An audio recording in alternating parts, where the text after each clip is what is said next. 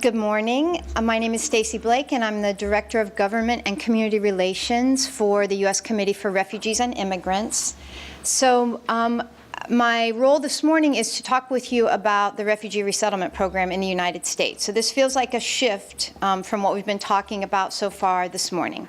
And a reason to talk about this is that the new in-country processing program is actually facilitated through the refugee resettlement process, through the refugee resettlement programs. And as my boss, Lavinia Limon, has spoken in a couple of different venues recently, 35 years ago, everybody did immigrant work. And then with the passage of the 1980 Refugee Act, sort of populations and actual program work in communities began to split because there was refugee work, which had money attached to it, and there was immigrant work.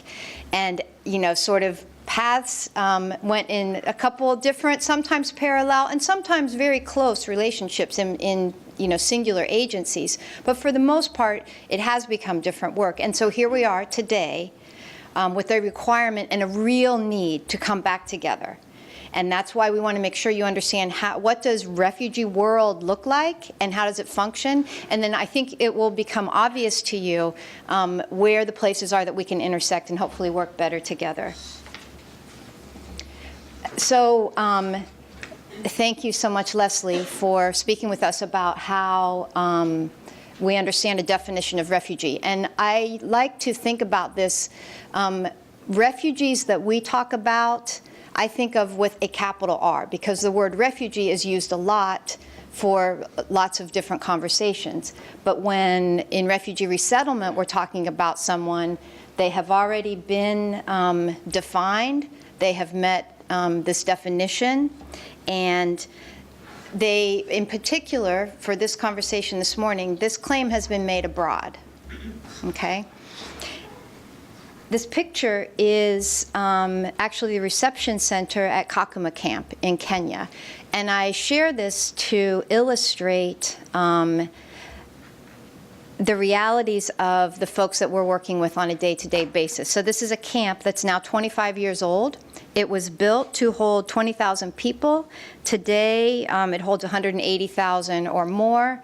It's holding folks from 16 different nationalities, and folks will actually live and die in this camp without ever an opportunity to leave. When you're in this camp, there is some education provided, but typical things that we might think about a right to work, to travel, are not provided. And so the folks that we work with in refugee resettlement have many times been in this situation for 10, 20 more years before the day that they come to us. Next slide. So in-country processing, super new idea, not so much. This is a program that is used now in other countries, has been used in the past by the U.S. government.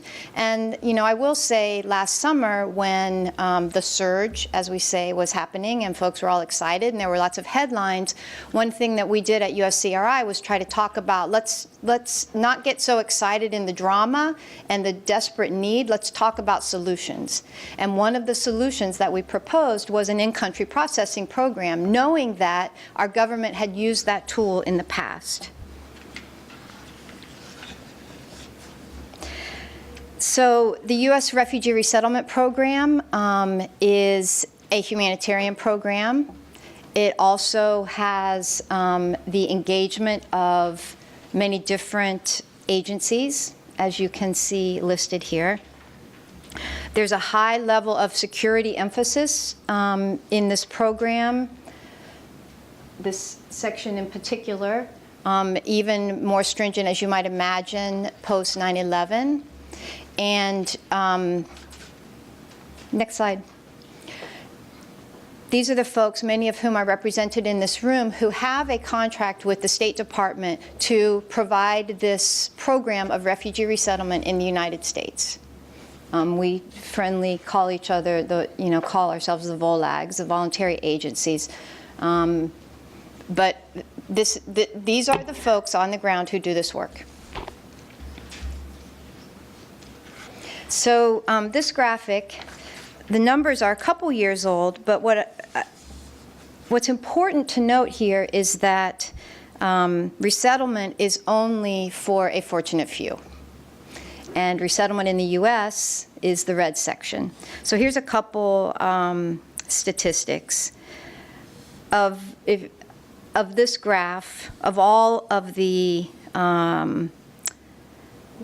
refugees, asylum seekers, folks who are internally displaced worldwide. Last summer exceeded 50 million, which was the first time since World War II. And at the end of World War II, people believed it would never, ever happen that we would find ourselves in a situation worldwide with global mass migration and conflict and displacement. Unimaginable. And yet here we are, 2015, over 50 million. So half are children, pretty consistently. Half of the refugees under UNHCR's care, 6 to 7 million at the end of 2013, had been in exile more than 5 years. And I think next month we will mark the beginning of year 5 for Syrians. So this is not, in our world, this is the sad but common conversation. More than half of refugees live in urban areas. That first picture I showed you was actually a camp, but that's not the norm anymore. The largest population right now is Syrians, about 25% of the total, and developing countries host 80% of the world's refugees. We want to appreciate the U.S. government for resettling more refugees than other countries, and also note that per capita, we do not lead. So as an advocate for refugee protection and opportunity in the United States, I and some of my colleagues would continue to press for higher numbers of refugees to be admitted to the United States. And note that in past years, prior to 9/11, in some years that number was 200,000, 150,000. So again, this is not new. This is something that we've done before. Okay, these beautiful faces. So this is what some refugees look like who enter through the refugee program. These lovely Somali ladies are in Vermont, resettled there. The folks in the next picture are mostly Iraqi, and I think all but one resettled in Dearborn, Michigan. And they also happen, everybody in that picture is now a staff member in a resettlement agency. Just saying. These folks are actually, this mixed group are interpreters in Vermont. So they're gathered here for a training in Vermont. And then this little darling is in Des Moines, Iowa.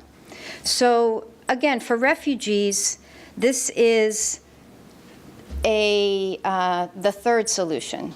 So first solution for everyone, of course, would be to go home. That's what we all wish could happen.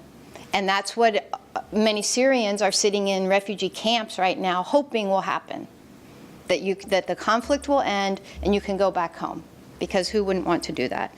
The second option is that we would hope for wherever you fled for asylum, for protection, that perhaps you could stay there. The neighboring country typically might be the first neighboring country, might be a second or third country, but maybe you could stay there. Maybe culturally or linguistically this would make some sense and you could restart your life.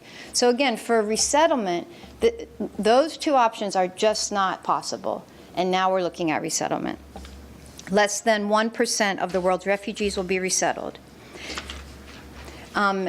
Here's a fantastic graph that really is illustrating flight from persecution, war, registration with UNHCR, referral to the US or another country's resettlement program, processing, paperwork, documenting who you are, who all of your family members are, and how they connect to you. And you don't want to make any mistakes because this will follow you for a long time. Security. For the US program, we're not kidding about that. Orientation and medical screening. We want to understand folks' conditions for two reasons. One, we want to have services in place when they arrive in case someone does have a chronic condition, a problem, an injury, but also, of course, to protect our borders. Literally flight again, this time to the U.S. and to a receiving community. And then reception. This is what resettlement agencies do in the United States, reception and placement. Next slide. These are the countries from which refugees have been coming to the U.S. recently. And what you don't see here are countries in Central America. And I point that out, again, to highlight the need. So often in resettlement programs, we run on a tight shoestring, and we want to and must meet the linguistic and cultural needs of our clients. So if our clients are coming from here, oftentimes our staff and our interpreters match these backgrounds. It just makes sense, because I can't hire 10 case managers. Maybe I can only hire 2. And so I need them to match the incoming arrivals. The other side of this slide is every year the president sets a number of refugees who will be admitted that year, and then it's divided into regions, as you see here. So these tend to be targets. You also see an unallocated reserve just in case, and this is a guide for processing and prioritizing folks who are referred. And it also is a way that we think in our communities about who's coming and how to prepare and plan. Next slide. Similar information, kind of jumbly, but also as far as planning and prioritizing, the presidential determination also, by extension, determines the money. And that's important, just because there is money that follows each refugee for how we will be able to support them and start them in their new life. And once you are the sort of lottery winner in life to be resettled in the United States, what is crystal clear on this side and what we have to impress upon new arrivals is that the U.S. Refugee Resettlement Program is focused on self-sufficiency. We want folks to be working and supporting their family as soon as possible. We measure it all the time. We are measured against those numbers. If we don't accomplish that, then we will not be continuing to do good resettlement. It's the focus of everything that we do in a resettlement office. Can we pop that video up? Thanks. Here's what it looks like. Right now, 13 people are arriving that are my clients. A family of 10 from Afghanistan and a family of 3 coming from Malaysia.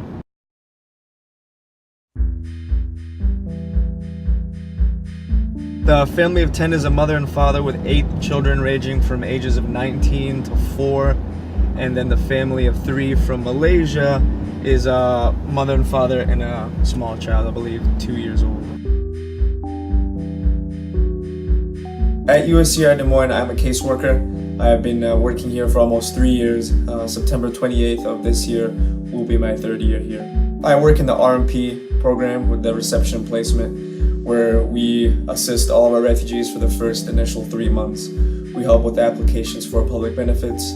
We assist the refugees, our clients, to receive a refugee health screening. We help them to find a home before they even arrive to the United States. We help them to apply for Social Security, and if they have children, we assist the family enrolling children into school. I'm originally from Bosnia. I came here with my family 20 years ago as a refugee. I've been living in Des Moines, Iowa for about 20 years since 1993, and we have not moved anywhere else, and we've been here all along. We arrived in early 1993, just at the start of the war. I don't remember too much about my life in Bosnia, but I do remember a little bit of my life when I lived in Croatia in a refugee camp. I was there with my mother and my brother. My father was still in Sarajevo fighting, and he could not get out because he had to be part of the military. So we were stuck in Croatia 3 of us with 20 other people living in a 1-bedroom home. So it was challenging. There were some health concerns also that we had, and getting to a doctor and transportation was also difficult. It was tough, but we got through. Assalamualaikum. Waalaikumsalam.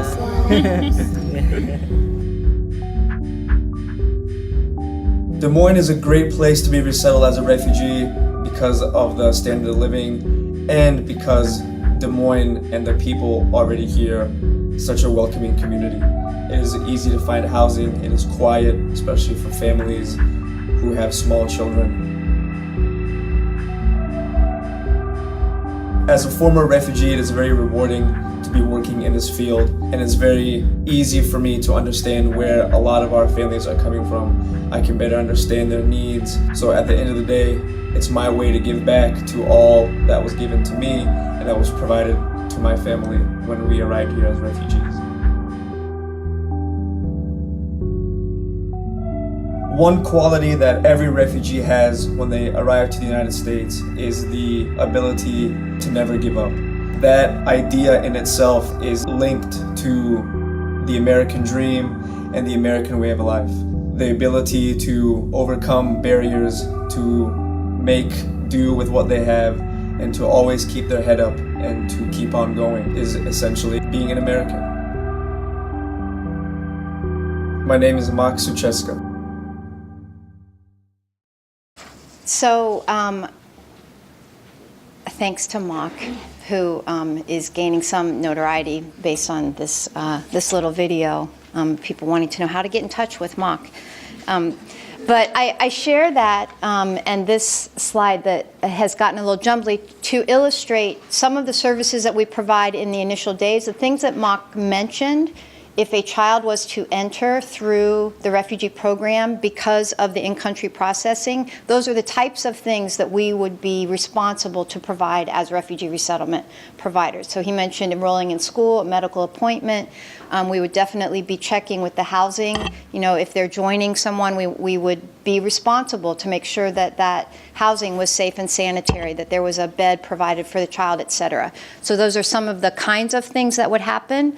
Obviously, if we're talking about children, they're not going to have an employment responsibility because we would expect them to be in school.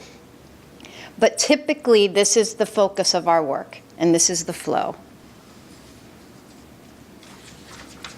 So finally, Aria shared a map showing you the main placement sites of the children who had entered so far, and what that also illustrated them were the communities that already existed in the U.S. from Central America. So this map, every dot here is a refugee resettlement office.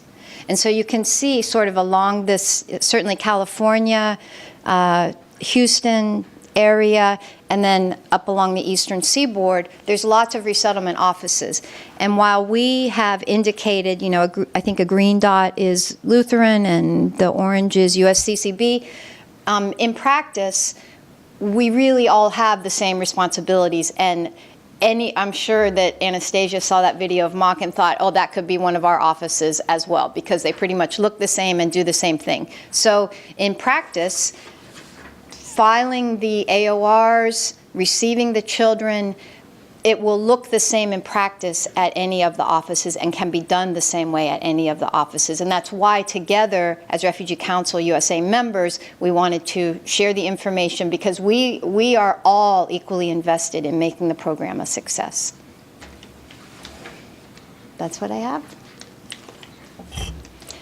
Questions about refugee resettlement, now or later?